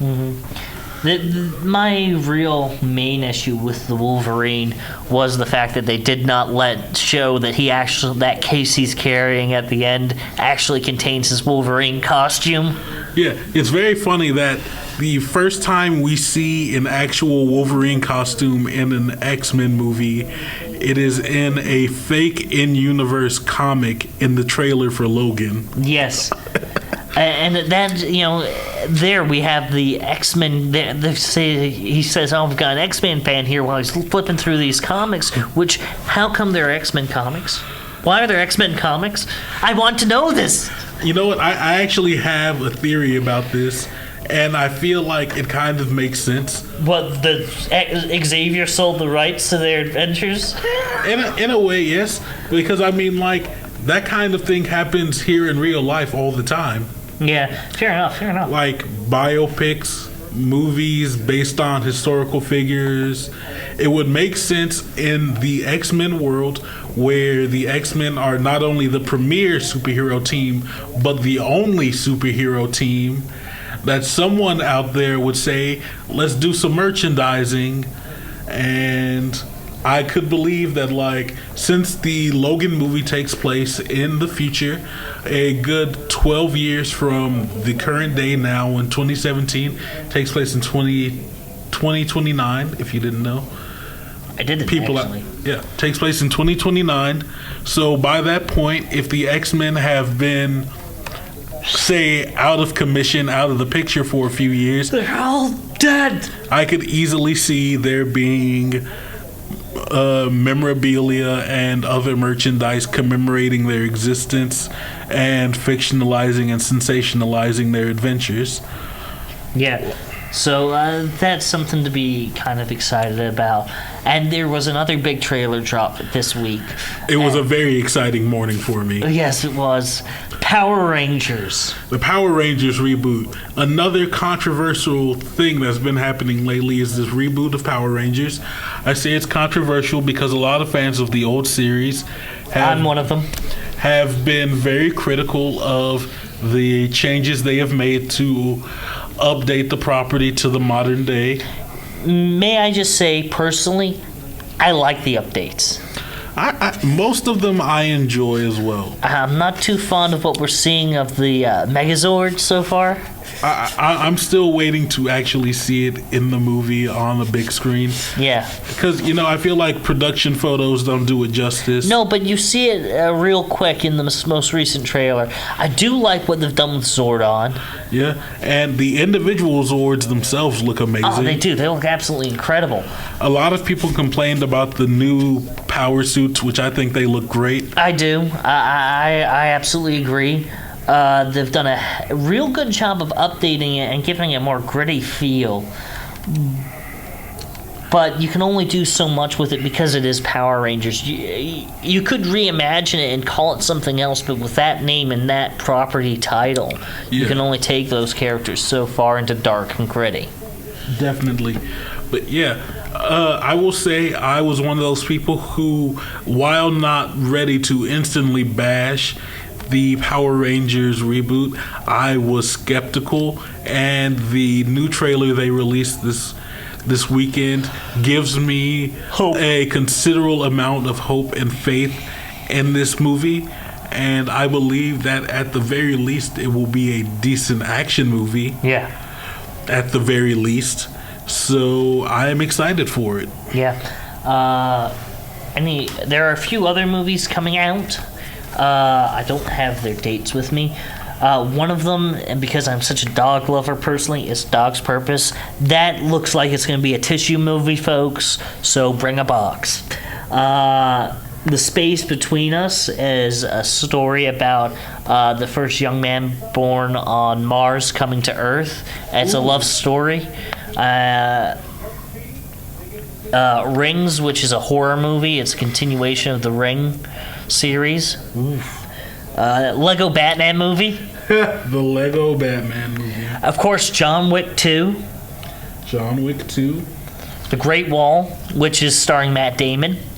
A controversial movie that really do your research on the movie before you come to a complete opinion on it, because I was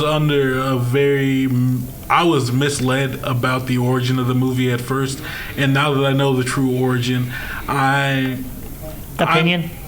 All right, so I was very concerned about a movie set in China about the Great Wall With a white guy in the lead. By the way, here's this white guy, Matt Damon, in one of the starring roles. It was like, great, it's 47 Ronins all over again. But this movie was actually, I believe, at least partially produced in China, and they cast an American actor to help the global market for the movie. And from that perspective, I understand that move. And while I had my initial misgivings, I am not gonna get on my high horse about this, so to speak, and I will see what the movie is all about before I make my full opinion. Yeah, and it's similar to how why they cast Scarlett Johansson as the Major. It was to help with the global selling of that Ghost in the Shell movie. I'm convinced that's the reason they did that. So, personally, I would have preferred to see an Asian Chinese actress in that role. But I will reserve my complete judgment until I've seen it. Yeah. Same with The Great Wall. I will reserve judgment until I've seen them. Because, you know what, writers, directors, and actors, they do deserve the benefit of the doubt. Usually, every once in a while. Usually they deserve the benefit of the doubt. So I am going to give them that. I mean, of course, in the MCU, we got the same stuff coming up that's been coming up for a while. Mm-hmm. Spider-Man. Homecoming, I'm excited about. Homecoming, I'm excited about. Still excited for Ragnarok coming out later this year. Still excited for, basically everything they're getting. Everything that Marvel's doing is going to be interesting. So, yeah, we're kind of excited about that. Let's see, I believe Wonder Woman is coming out this year, isn't it? Justice League and Wonder Woman, I believe. So, both of those I'm kind of excited about. I'm really excited about Wonder Woman because it looks like it's going to be good. Yes, it does. Which I will say, this is my, this is my personal editorial. Please, comic book fans out there, I understand that Batman vs. Superman, Dawn of Justice, and Suicide Squad were both disappointing in their own ways. I love those movies. I'm speaking to the general public here. Yeah, I'm a huge nerd, forget that. Which, by the way, I actually enjoyed Suicide Squad. Watch the extended cut. The scenes they add for the extended cut actually add an astounding amount to that movie. Same with Batman vs. Superman. You might still dislike those movies after seeing the extended cuts, but you will see the proper vision, a much improved vision of those movies. And I say that to say this. Do not instantly discount Wonder Woman and Justice League, because I've been seeing a lot of articles lately where people are saying, oh, we can already tell these movies are going to be a mess. Wait until you see at least another trailer for Justice League before you write it off completely. Wait until you see Wonder Woman before you write it off completely. I feel like it's been 75 years Wonder Woman hasn't gotten a movie. At least for the character Wonder Woman itself, she deserves the benefit of the doubt until you at least see the movie before you decide that it is garbage. Because that has become a big problem now, where the well has been kind of poisoned for the DC Extended Universe. Everyone's just looking for an excuse to say all of these movies are going to fail. And I don't know why you guys want these movies to fail. If if I may. You think they're gonna come out with Justice League and it does horrible and they'll just make another one in 2 years? No. If I may, they actually did comicbook.com, and I'm going to get in the shit for this. I know it because I'm kind of biting the hand that feeds me. But comicbook.com did a poll where vote for the best comic book movie of the year. And Deadpool was on that list. Batman vs. Superman was on that list. And a couple other two Marvel movies were on that list. They gave the award, their little editorial award to that. Do you know who actually pulled ahead on comicbook.com's poll?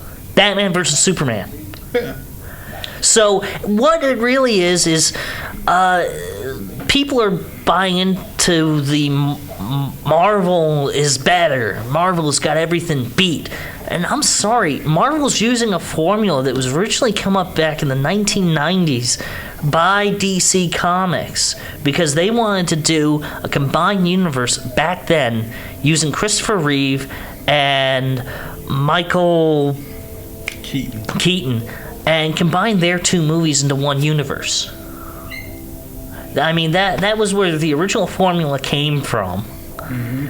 And the reason it didn't happen is a lot of things. Now, Schumacher being a big chunk of that. That's the reason Keaton left. As Schumacher comes in and says, "Why do the movies have to be so dark?" And Keaton goes, "It's Batman. Goodbye." Which we say this to make the point that Marvel they have their whole thing figured out. They have not necessarily a pattern, but I'll go ahead and say they have a pattern to their movies. A lot of them follow the classic hero's journey, which a lot of writers are familiar with. And that's fine. It works for them. That is not necessarily the only way to make a superhero movie. And DC's trying the other way. DC is trying to do things their own way. And here's another opinion, since this is part of my editorial. In the world of DC, to justify the idea of characters like Superman, Wonder Woman, The Flash, who have, quite frankly, godlike levels of power, to justify those characters not only existing, but coming together is to have very, very, very dire situations arise. That is the only way it makes sense for those characters to not only exist, but to come together and work as the Justice League. Yeah. Because if it's just Hydra, Superman could take care of that by himself. Wonder Woman... Bruce could do that by himself. Let's be blunt. Like, if it's just like Hydra, a military group, Wonder Woman could fight that war by herself. And you know, that's just my opinion. People will disagree. But the point is, I know the DC movies has started off in a kind of dark place, but like, in my opinion, that's the only way you can justify having characters this powerful. There have to be threats that are that powerful. I absolutely agree. And there are a couple of great DC animated movies coming out soon. One of which is Teen Titans: The Judas Contract. Very classic storyline for Teen Titans fans. Yes, in the comic books is the first appearance of Nightwing. It is the storyline that first introduced us to, for fans of the Teen Titans Teen Titans cartoon, you remember, Terra. Mm-hmm. And also, there is a sad side note to this. It is one of the final performances of a certain actor. Mm-hmm. Miguel, I keep forgetting how to say his last name. Ferrer? Yes, thank you, Miguel Ferrer, who has been in so many things, was a truly brilliant actor. He's recently, most people think of NCIS Los Angeles when they think of him because he was a big part of it, and he recently passed due to cancer. Damn you, cancer! Yeah, pretty much. I think we'll all agree with Stephen Amell's sentiments on cancer. So, that's coming out. There's also, like we said, Justice League Dark is coming out. That's going to be a very unique take. The Justice League Dark, which was in the comics, it was short, the Justice League Dark, but it's the Justice League of Dark Arts. Basically the magic of the world. And in the comics, Zatanna, Constantine, and quite a few of the other more mystical characters were part of it. Swamp Thing. Yeah. Swamp Thing. Swamp Thing, who's actually a big part of the current Constantine comic. So we're going to be seeing that come out as well. So yeah, like you mentioned, Justice League of the Dark Arts, which if you're like me, when you first hear the name Justice League Dark, it sounds like, well, the Dark Avengers event, which this is not that. It's not that kind of thing. No, it is not that. It's not that. These guys are definitely on the side of good. They just might do things that, well, Clark and Diana would not probably be on board with sometimes. But Bruce would. That's one of the things I like about Batman. He's not the Boy Scout. Also, I want to mention some books. There's a new novel coming out in February, and that is Empire's End. It's part of the Aftermath series for Star Wars. That's coming out the week of February 20th. It's the next one in that series. And like I said, February 20th, it comes out. Also coming out, don't have a date for that yet, but there is Star Wars Thrawn, which is written by Timothy Zahn, which brings Thrawn. It's one of the first. It's the new canon novels. It's the first one starring Thrawn, and it's going to be his backstory put into the new canon as opposed to his Legends backstory. Oh, that's exciting. And the fact that they even said, here's what the new storyline is to Zahn, and they gave that to him, and they said, now tell us how Thrawn fits into this new storyline. Write the book. Tell us his story now. So we will be seeing that version of Thrawn's backstory. I'm really excited about that one. I do have a novel recommendation. Or it's actually a series recommendation. Before Later on this year, with any luck, we will be getting the next book in this series, and it will be called Peace Talks. But the series I am recommending is The Dresden Files by Jim Butcher. It is a New York Times best-selling series. It is incredible. It follows the adventures of one Harry Blackstone Copperfield Dresden, who works as a PI wizard in modern-day Chicago. The first book is called Stormfront, and when Jim Butcher was writing it, he originally was intending to title it Semi-Auto Magic. So that should tell you something about it. He's well into this series, and I'm really kind of excited about the next one, Peace Talks. I've read them all.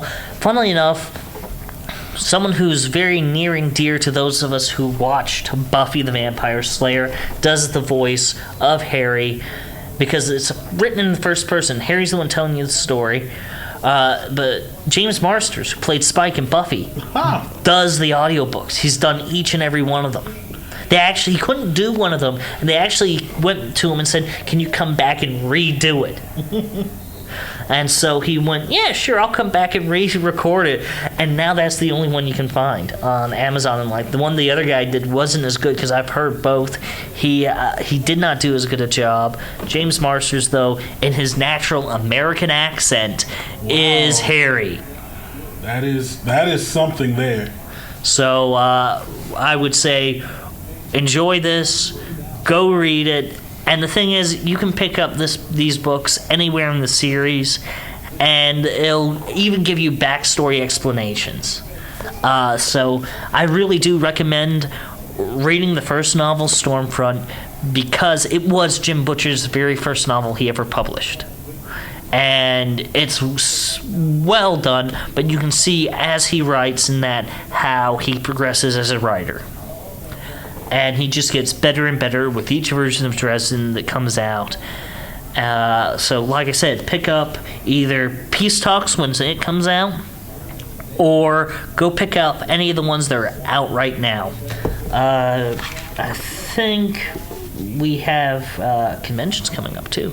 Oh yeah, that's right. Next weekend here, we're gonna just for right now we'll talk about ones happening in the Mid-South because that is where we're based. We've got the Southern Fried Comic Convention, which I will be at, by the way, folks. I will be there. That is coming to Jackson next weekend. Jackson, Tennessee, not Jackson, Mississippi. Yes, Jackson, Tennessee. Thank you. It is going to be there, and I will. And there's going to be a bunch of people there. From what I'm seeing, it's looking really, really interesting. Some personal friends of the Madcap Report will be there. Yeah, like artist Taylor Burton. Yes, and cosplayer Angel of Azarath. Yes, sir. They will both be there. In fact, you're welcome for the plug, guys. Yeah. It's going to be the 28th through the 29th. It's a 2-day event. It will. The location is the Jackson Fairgrounds Park. It's on 800 South Highland Avenue, Jackson, Tennessee. Saturday pass is $10. Sunday pass is $10. And 2-day pass is $17. It's actually quite an affordable con, so I would say definitely go. It's everything I'm hearing about this is kind of exciting.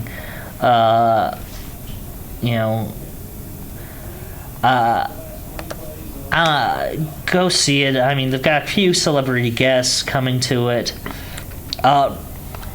So they've got the Tennessee Blues Brothers. It really is, in a lot of ways, a fans con. So go to it. It looks like it's going to be a lot of fun. I think it's going to be a good time. Yeah, it is a lot of fun. Grandmaster Sexy from WWE will be there. Brian Christopher, good job, Southern Fried Con. Gotta love when you can bring in. Oh, Rikishi's gonna be there too. So WWE Hall of Famer Rikishi is going to be there, and that is always a good time. Yeah. To meet a Hall of Famer from the WWE. Yeah, so that's gonna be there. So definitely go look that up. Also coming up in March, we've got 2 events happening the 18th. Those are where did I put my notebook? Not that one, the other one. Oh well. One of them's the Dyersburg. Here it is. Here we go. The Dyersburg Comic Con is happening on March 18th in Dyersburg, Tennessee, and also the Memphis Pop Art Festival is happening at that time as well. So we will bring you more information on those ones the closer we get to those dates. And of course, happening towards the end of March is Mid-South Con. Mid-South Con, let me see if they have the... Yeah, does Mid-South Con have... They're going to be at the Hilton, March 24th through 25th, through 26th. And this will be Mid-South Con 35. 35 years this con has been gracing the Mid-South with a good weekend of nerdy fun. Yes, absolutely. Mid-South Con is a lot of fun. There's all kinds of guests this year. We could spend the whole day going into how much fun can be had at Mid-South Con. So we'll just leave that and bring you more information about it the closer we get to them. Yeah, so. If you're a fan of comics, you're a fan of writing, you're a fan of movies, you're a fan of tabletop and analog gaming, this may be the con for you. Especially in these months. I know it feels like there's kind of a lull. Yeah. Because the other major cons in the Memphis area, specifically MCFC, take place in November and July. There's also ShadowCon here in January, which took place a couple of weeks ago over in Arkansas. So like I said, also going to be at the Jackson Con, Connie Mae Wong, who writes reviews and is definitely a friend of the Madcap Report, will definitely be there. I was actually speaking to her about that earlier this week. Connie Wong of, I believe, Eclectic Cosplay? Yes. And Constructive Reviews, which, if you want to know what you need to know about a con, you should check out Constructive Reviews. She's very objective. She gets opinions from other people. She doesn't just base it on her own personal opinion. Yeah. She talks to a lot of different people over the course of the weekend. She talks to vendors and attendees. And it's a very thorough, very constructive review. Even if she says something negative, she tells you because she wants the organizers of that con to come back even stronger and better the next year. So a person with that kind of mindset, those are good reviews to have. Yeah, and we will be posting her review when it's up. In fact, any of her reviews from now on, when she does them, she's going to let me know, and we're going to put them on our page, guys. So her reviews and her ideas will definitely help shape the Madcap Report's Facebook page. So, because I was speaking to her earlier this week, and I was like, I love your reviews, and I want to do. So just let me know what conventions you're going to. I'll make sure we get the reviews on our page, and hopefully more people will see it that way. So she will be there, and convention-wise, that's it. Speaking of gaming, though, like you were mentioning, and it's not analog, but it is, however, Xbox and other things. The Mass Effect Andromeda is they've released another one of their briefing videos. Ooh. And right now, if you go to masseffect.com and join the Andromeda initiative, you can get a free Pathfinder helmet for your character in game.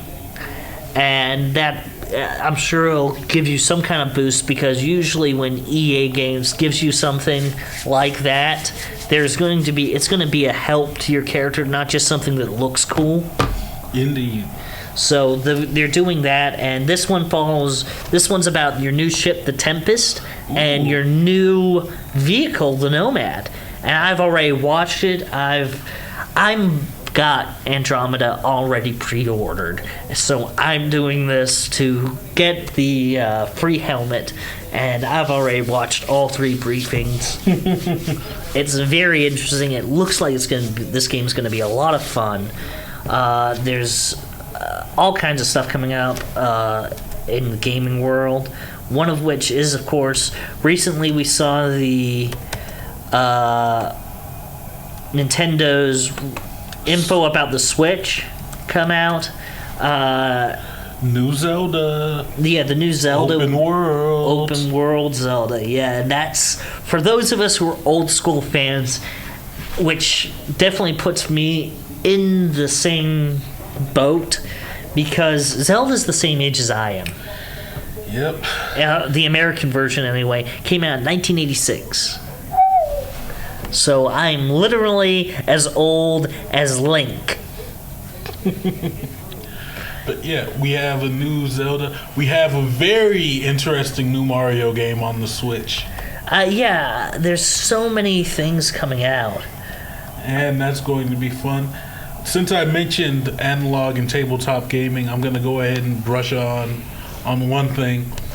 So for those of you out there who aren't aware of it, there's a very interesting tabletop game called HeroClix, which I think if you are a fan of tabletop gaming and comic books, this is the game for you, because it is a turn-based strategy game where you take a team of superhero miniature figures and you have a battle scenario against another team, and it is usually a 1v1 player style game, but you can also do group matches, battle royales, 2v2, that kind of thing. And I bring all this up to say, coming up in the next couple of months is a new set coming out for those who might be interested in the game. It is called Deadpool and X-Force. Oh, awesome. So we're going to see characters from the classic X-Force comics.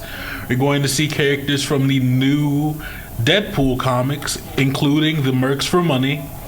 We're going to see Squirrel Girl and her side characters as a sub-theme. So it is going to be a very interesting set, and if you're interested in tabletop gaming, you might want to check it out. If you're interested and you can't wait, the most recent set that came out, I believe in December, was Joker's Wild, which is based on Batman comics from the 70s and 80s. So you can get the classic Arkham Asylum villains, you can get Batman and the Outsiders, you can get the 80s Suicide Squad characters. It is an interesting time to jump into the game if you're interested, so check it out. Yeah, there's a lot coming, and also, I forgot to mention one thing in movies. Next week, what's released? Oh yeah, that's right. Resident Evil, the final chapter, is released next week. I cannot believe I forgot to mention it, but that is coming, folks. So that's that Mila Jovovich reprises her role as Alice, and Allie Larder will actually be returning as Claire Redfield for this one. So they're on their way back to Raccoon City to finish off the Red Queen and try and save the remains of the human race. So that is going to be an exciting movie, and I will say personally, I have not always been the biggest fan of the Resident Evil franchise, but I will personally sit down and marathon these movies in the lead up to this, because it is always nice to see a franchise of movies get to wrap up in a grand final gesture. Exactly. And you know what, so many people have hate for these movies because, oh well, they're not like the games. They're not supposed to be like the games.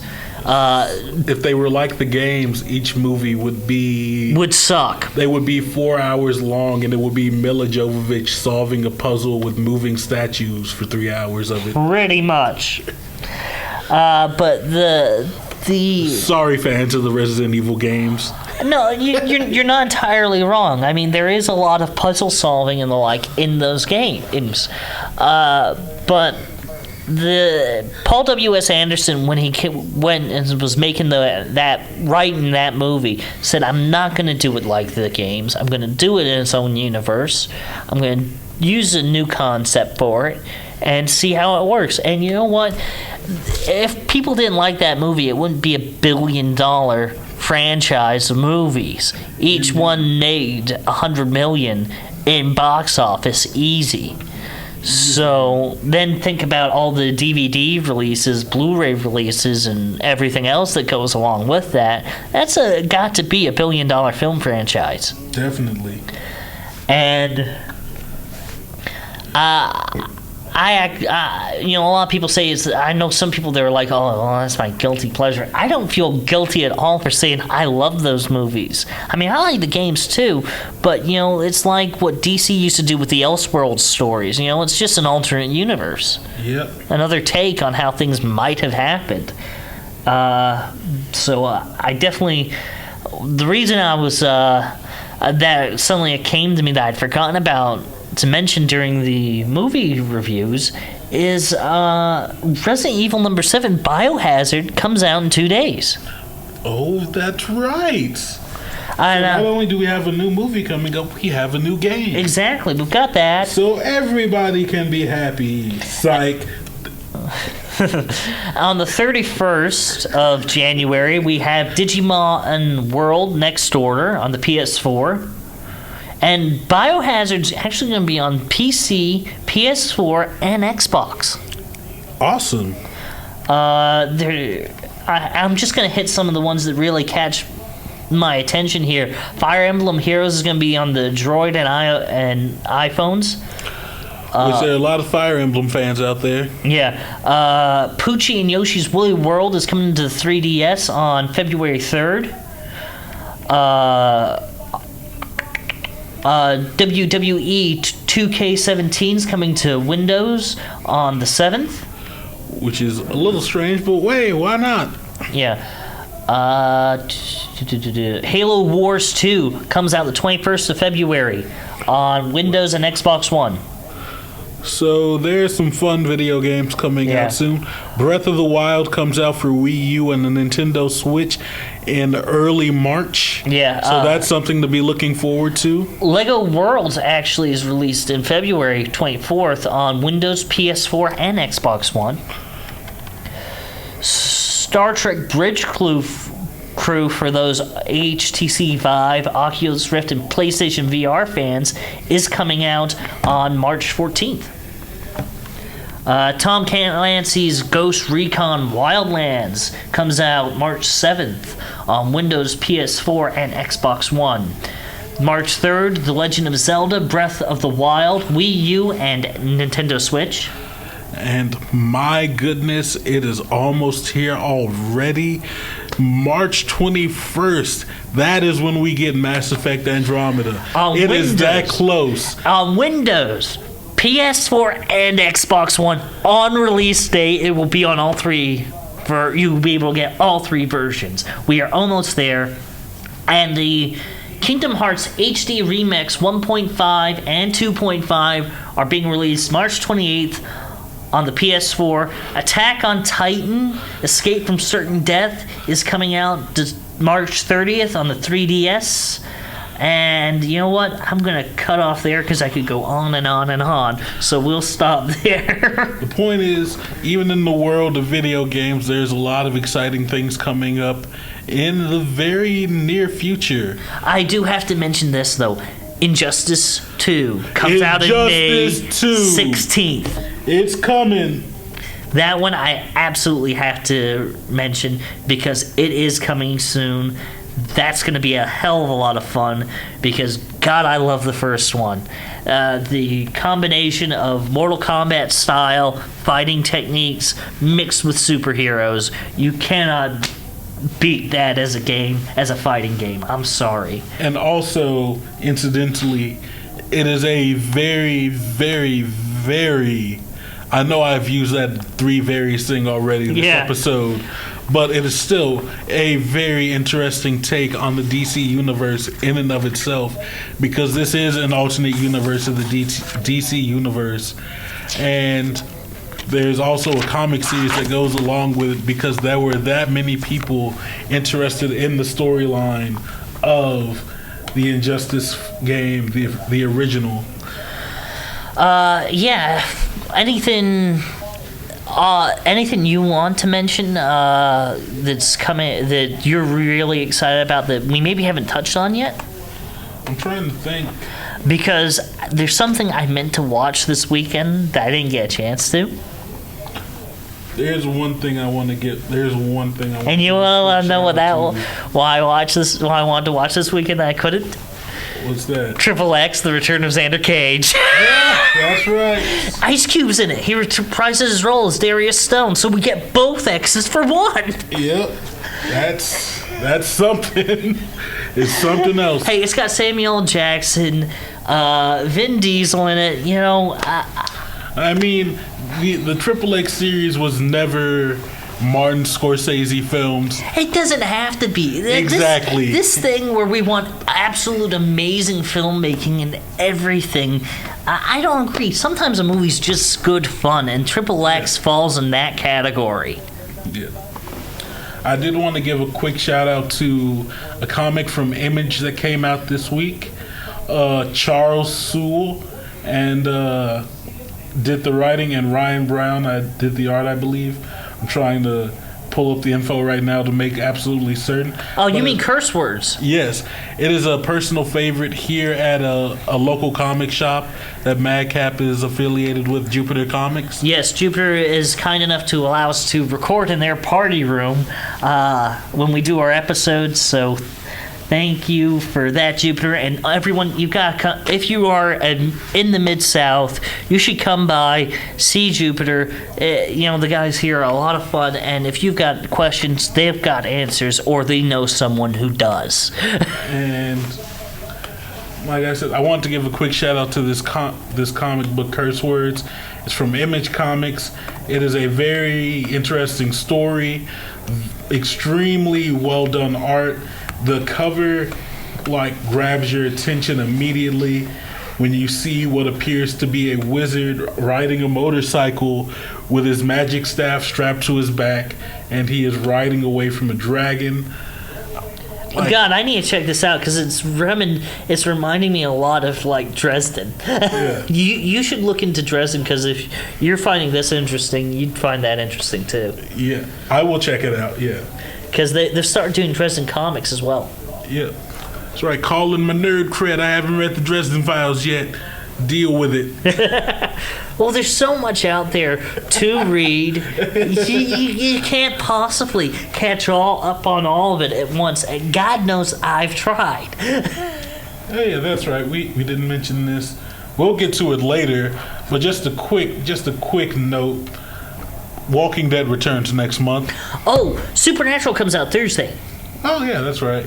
Sorry, I don't watch Supernatural, so I haven't paid attention. I had a note for that. I forgot to mention it. But Supernatural comes out this coming Thursday as well. So I believe they've also been confirmed for season 13 next year as well. As long as that show's getting viewers, they're going to keep making it. Yep. And you know what? It's a lot of fun. Supernatural, another show that sometimes may not have the best storylines, and sometimes the storylines are absolutely incredible, but it is a fun show to watch. I thoroughly enjoy it. Unfortunately, I don't see as much of my favorite character, Castiel, interacting with my other favorite character, Dean, near as much as I'd like, because the interactions between those two are freaking hilarious. But you a Destiel shipper? I'm keeping my mouth shut on that one.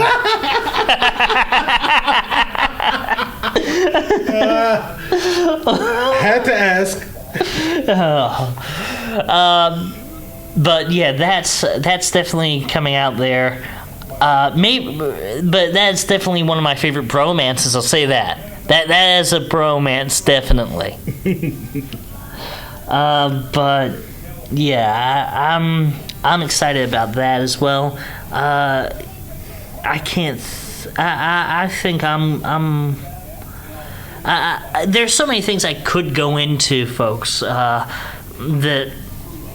I could spend the whole day. One day I'm gonna have to set up a live stream for us, and we'll set up a chat, and you guys can send us questions and the like. Also, need to mention this: we have a Twitter now. Oh. We have a Twitter. I set it up the other day. We have a Twitter at Madcap Report. I will give you the proper address. Just give me 1 second. But yes, I set us up a Twitter, and we will be posting all of our stuff, links to our stuff, and our Facebook page on there as well. You might be wondering why we have a Facebook page, a YouTube page, and a Twitter page, and that's simply because not everyone likes to get on the same social media platforms. Yeah, at Madcap_report is our address there on Twitter. So please come by our Twitter feed, follow us there. And you know what? Some people follow multiple things. So I've got so many things being followed by our Madcap Report Facebook page and our Madcap Report Twitter page and our Madcap Report YouTube channel, so as I can try and keep up to date with everything that's going on. Yeah. So again, please go there, follow us there. We've got, and you'll find my Instagram account on our Facebook page, and I'm going to be posting stuff that deals with my life in geekdom and events that we go to as the Madcap Report, or just as me dealing with things being Fury. So I hope you all have enjoyed the show. I am Andrew Kerr, and I am the man they call Fury, and I'll see you on the flip side. Yep, this is Malcolm Wright signing out for the Madcap Report. Thank you for listening, and have a good today, tomorrow, rest of the week, rest of the month, all that good stuff.